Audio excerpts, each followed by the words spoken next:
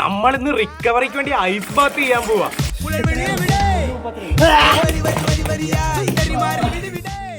Tub റെഡിയാക്കാൻ വേണ്ടി എന്റെ പഴയ പൂപ്പരടിച്ച ഫിഷ് ടാങ്ക് കഴുകി വൃത്തിയാക്കി നല്ല സെറ്റ് ആക്കി എടുത്തു. അതിനുശേഷം ഞാനും എന്റെ അനിയനും കൂടി പോയി 2 വലിയ ബ്ലോക്ക് ഐസ് വാങ്ങിച്ചോണ്ട് വന്നു. ഇത് മിക്കവാറും ബോൾസ് ഫ്രീസായി പോകും, കാരണം ഇതുപോലത്തെ 2 ചാക്കായിരുന്നു ഞാൻ വാങ്ങിച്ചു വെച്ചേക്കുന്നത്.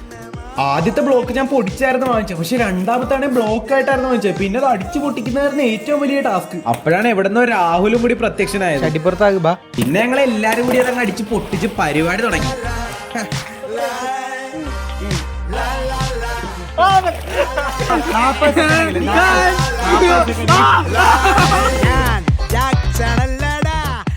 ഇതൊക്കെ ഞാൻ വെറുതെ അഭിനയിക്കണേ, എനിക്കൊന്നുമില്ല.